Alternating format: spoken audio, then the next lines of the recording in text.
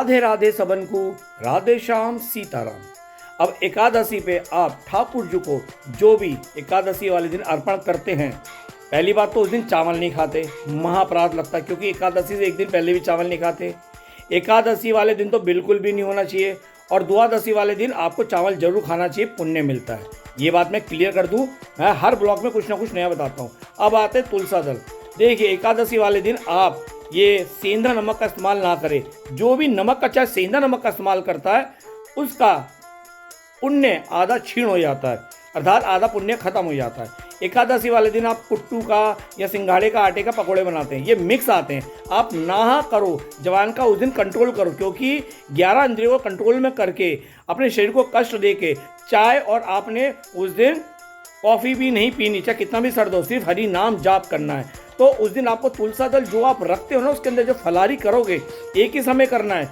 शाम को अपना समय बना लो, 4-5 बजे फलारी करना है। तो आप फलारी करो तुलसा दल, तो एकादशी वाले दिन तुलसा दल नहीं उतारते। क्यों? क्योंकि तुलसा मैया का भी उपवास होता है। द्वादशी को, क्योंकि एकादशी वाले दिन सेवा होती है, द्वादशी को तुलसा मैया आराम करती है, इसलिए द्वादशी को भी तुलसा दल नहीं उतारते।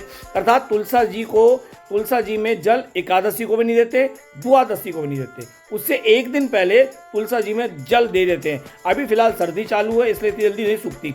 हाँ, अगर आपको लग रहा है कि एकादशी वाले दिन तुलसा दल को पानी जल की जरूरत होगी, तो एक दिन पहले आप शाम को भी डाल सकते हैं, उनके प्राण बचाने हेतु। और बहुत गर्मियाँ होती हैं, जैसे गर्मियों के दिनों में, तो द्वादशी पे आप इसलिए जल उनके अंदर अर्पण कर सकते हैं, इस भाव से कि तुलसा माँ सूख ना जाए, तो उनके प्राण बचाने हेतु आप डाल सकते हैं। भाव ये होना चाहिए। तो आप जब भी तुलसा दल उतारें, एकादशी वाले दिन ना उतारें, उससे एक दिन पहले उतारें, रख लें। और जब भी आप एकादशी वाले दिन आप जल पिए, पहले ठाकुर जी को तुलसा दल रख के अर्पण करें, फिर पिए। जो भी आप बनाने क्या फलाहारी करें, उसमें तुलसा दल रख के ठाकुर जी को अर्पण करें, फिर अपने आप को पालें। फिर अगले दिन जो भी आप प्रसादी बनाएं, उसमें तुलसा दल रख के ठाकुर जी को अर्पण करें, खुद पालें। अर्थात एकादशी वाले दिन, द्वादशी वाले दिन तुलसा मैया को कष्ट नहीं देना चाहिए, उनके खुद उपवास होते हैं। बात अच्छी लगे तो जीवन में उतारना। मैं फिर बता रहा हूँ, दास दीपक गुरु गोविंद की प्रेरणा से, साधु संत महात्मा से जो सुनता आपसे शेयर करता है। एक ही बात करता हूँ, धर्म का प्रचार प्रभु की प्रेरणा से करता हूँ। आपको बात अच्छी लगती है तो जीवन में उतारो, नहीं लगती है तो भूल जाओ।